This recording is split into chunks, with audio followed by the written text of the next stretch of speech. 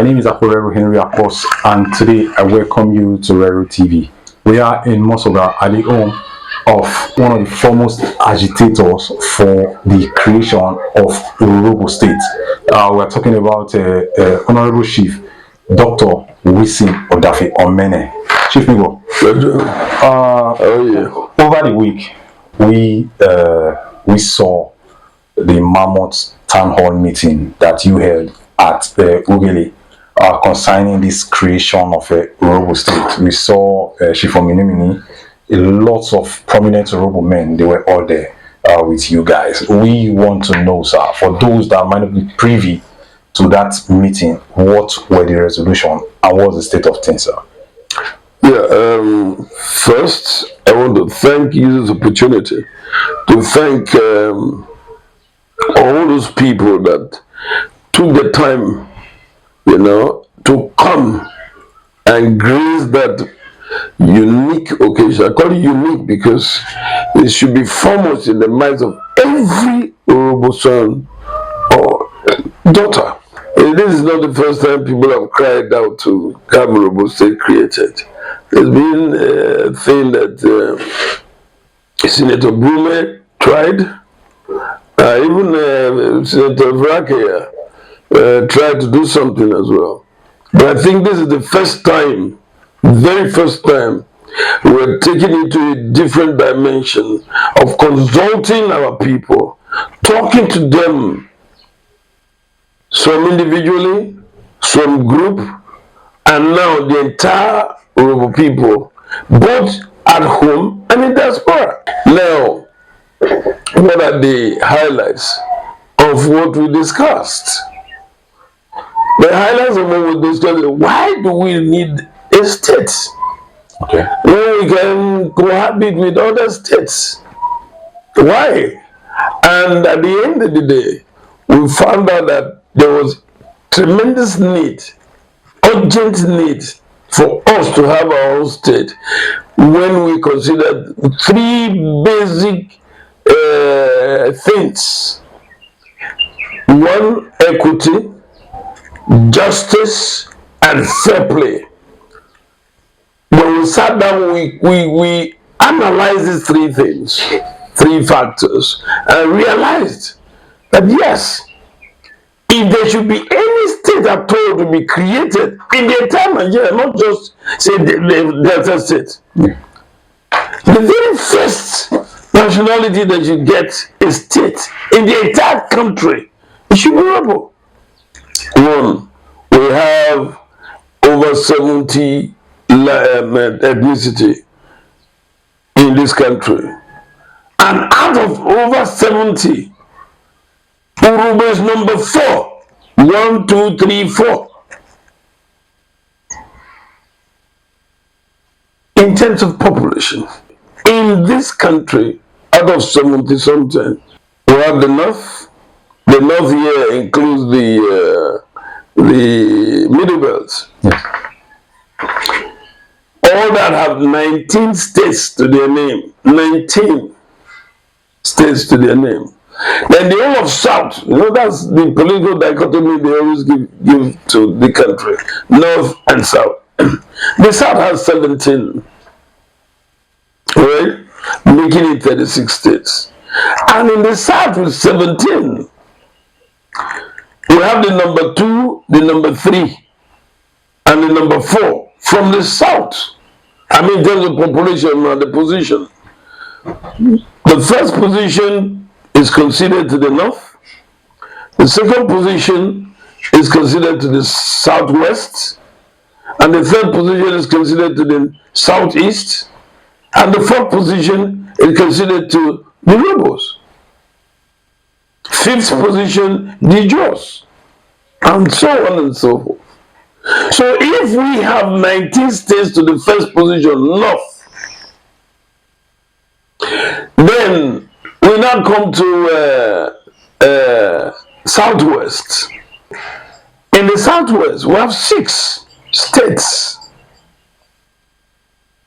Then in the southeast, we have 5 states. So number 1, number 2, number 3 have enormous numbers of states, already already created for them. If you have that, what happens to number 4? Jump from number 4. You went to number 5 and gave them a state to their credit. On what grounds are you leaving number 4 not to have their own state? You're still grouping number 4 with other ethnicities. That's not fair. That's not justice. That's not equity. And that's not fairness. It's not fair play in it. So we even if you have to hold on to that reason alone, is enough for the country to even bend the rules and create a state for these people. It's wrong. I want to state clearly here that we are going to pursue this request to a very strong logical conclusion. We cannot afford to be cheated like this anymore. You know what goes with state's creation. When you have a state created for you, you are expanding the economy, you are expanding the horizon of those people. We have resolved never in the last town hall meeting. We resolved not to go violent because it's not in our culture to go violent in demanding for what belongs to us. But those who are in charge of it, you equally realize that you don't take this kind of people for granted, because someday you might not be able to get away with it. So we resolved on that day that creation of Urhobo State is no going back project. A motion was moved by the President General of the Ughelli Development Union, Ughelli Clan Development Union, and was supported and carried. Everybody was like, yes! And the yes had it, not a single name. So that clearly showed to you how deep this concern is in the heart of a patriotic Urhobo son or daughter. When we're creating the map of Urhobo State, now the new proposed Urhobo State map, Yes, we included the Urhobo and the Basa Urhobo in Wari South. We included them in the map. We don't need their permission to include them. There's nothing like a referendum. We don't need a referendum to include them because they are our people, they are our brothers and sisters. And that went also for the Urhobos in Patani. Including them in the map because they are part of us. Somebody was asking, okay, if you want to go it alone, is another question they ask. Or if you want to go it alone, you want to forget about your neighbors.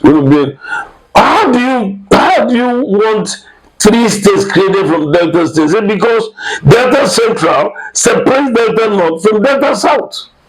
That was my fear originally. But that fear has been doused by the map that we have created. The map established that each Achilles who is on this end are linked to the jaws. And the jaws through Patani are linked to the Isokos. And the Isokos are linked to Anemas. So there is no break. We didn't divide them. Even if the size of that connectivity is like the size of a pencil, you are connected, you are connected. So why should it be difficult for you to cohabit? After all, they were able to create a union or establish a strong unionism.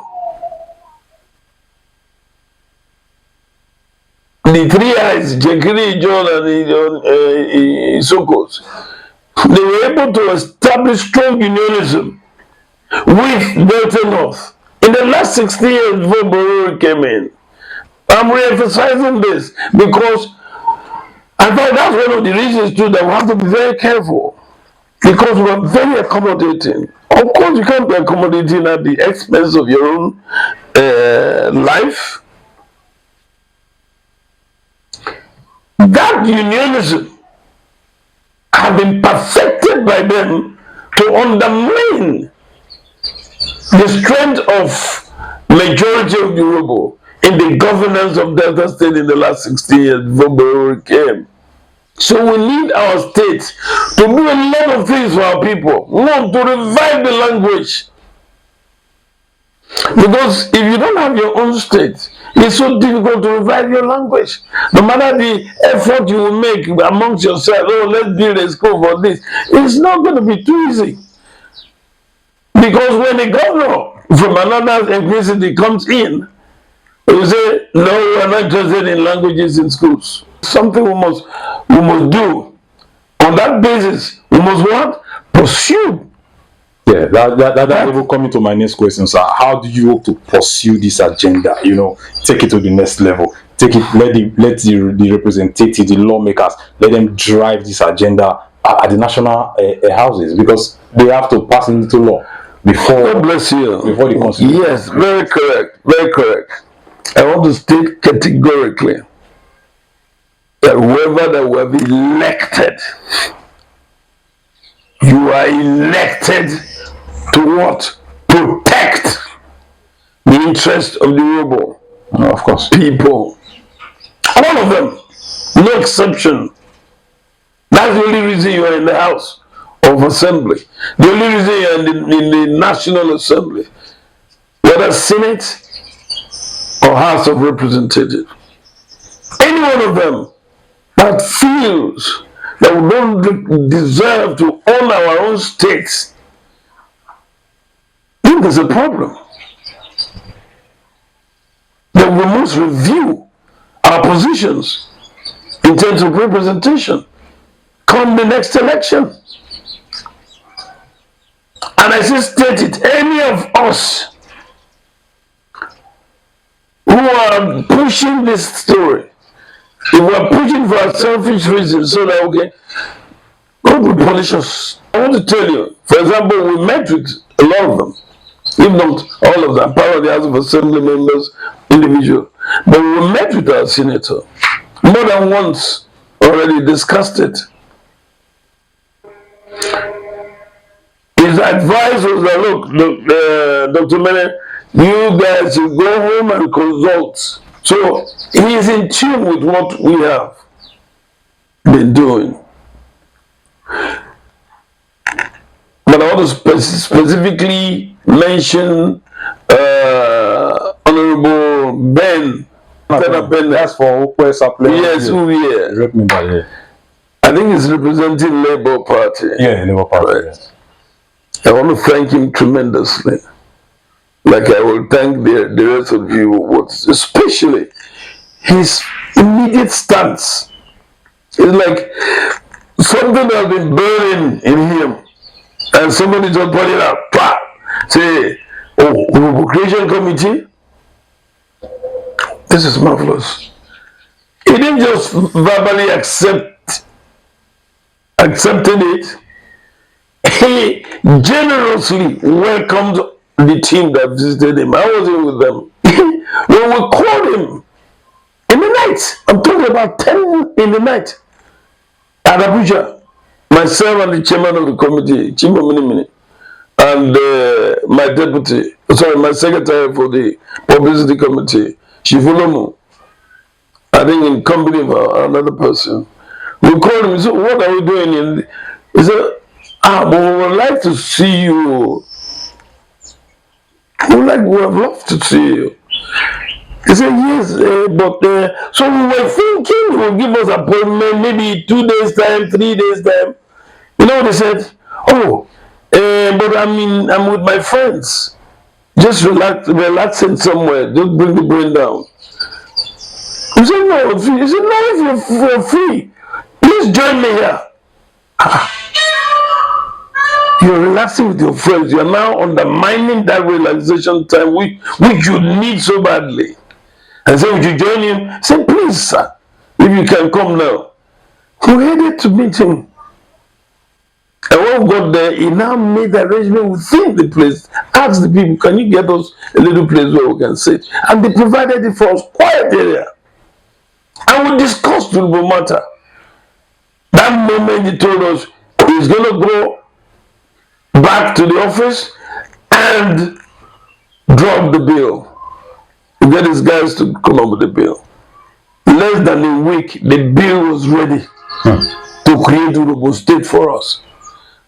And he forwarded it to us for our own input. I doff my hat for him. I don't have any hat on, but I do that significantly.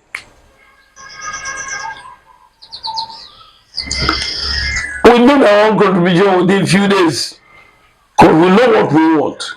And what was it basically? There must be some numbers of local governments, so we have to beef it up because we want to carry everybody along. So any little any community that is viable, must have a local government. So we created all that with their headquarters. That proposed the headquarters of those local governments. And how many constituencies this would, all the areas you have, maybe 5 hours of assemblies, 20 hours of assemblies, like that.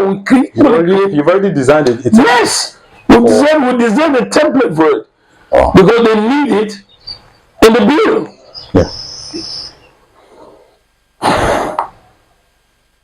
Now, this young man, that God will continue to bless. What did he do? He went straight away with what we have done, adopted it himself, having sat down with his men, and they approached him as I speak to you for listing. They have to list it before it can be heard on the floor. Of course, that's another lobby. And he has told us, leave this to me. I am representing my people, and this is the most important thing that he wants to do. So he's here for listing. I went back to the senator. Senator was very enthusiastic. He said, look, let it come. He'll be working on one for the committee so they can merge at the end of the day. So senator is still on it. So we've gone far in terms of consultation with those legislators that ought to be doing this. There must be a resolution of their people. They all represented, their kingdom, they properly represented that this is what they have resolved. They will now go to them. Now that we've gotten that resolution from the entire Urhobo, they were now preparing to pay courtesy call on the Ukoko of Urhobo, that is Association of the Traditional Rulers of Urhobo. We'll be visiting them now, any moment from now. We're planning it already. It's already in the pipeline. They will tell them. While we are telling them, we are at the same time pushing our National Assembly members and the House of Assembly members for it. So we are consulting and we are winning the process of consulting. I want to emphasize on the diaspora. When we consulted those in diaspora, the responses were overwhelming. Even this morning, a group of Urhobo patriots called me this morning by one of their representatives, Tadafera, I think it's the prince, the son of the late king, Prince Tadafera, called me from the Netherlands this morning and said they have a body for the projection of the Urhobo people or Urhobo nation. Can they participate, please? It was like pleading. I said, you don't have to plead, it's your right to work for your people. That's this morning. Now, we have a very strong lady whom we have chosen to be the chairman of Urhobo State Creation Committee in diaspora. She's Chief Mrs. Omodoro Adeseye Ogunlewe. She's tough, resolute, and very astute in terms of her knowledge of Urhobo. God bless the husband who has been giving us immense support for the creation of our own state. Her husband, other people in diaspora like Mr. Ejiro Bapa in the United Kingdom is so solid in this movement that we're into. I want to thank you in diaspora, and for those who can hear this, for the first time, or you heard it before that we're doing something but you're still not too sure, be sure that this is something that must be done and we're on it already and there's no going back. Join us to fight for it. That's what I'll tell you in diaspora. And of course, those of us who are home, same thing. Same thing. We can't afford to sit here and be messed up from year to year, from generation to generation. If we decide today that Urhobo State, we have created it, you are now Urhobo State, we are not going to start off like a crawling child. Let's crawl before we stand. We're already standing. So we've passed the stage of crawling several years ago, where we have been majority from the time of Bender's of Midwest State to Bender State and now Delta State, because we have always contributed to the largest quota of productivity of all of these periods that we have made, that we have been majority. Please give us a state. I'm talking to the Nigerian government. I'm talking to the Nigerian people, that because of justice, fair play, and equity, you should all unite to ensure that the fourth largest tribe in this country are admitted into that class of saying, yes, you are recognized for your contribution and for your population. This is your state. You deserve it. According to Chief Dr. Wilson Omene, Urhobos actually deserve a state. He has enumerated all the great areas and educated us on why this cause is a must for the Urhobo people. Chief, we want to thank you very much. My name is Rero Henry. Thank you for watching.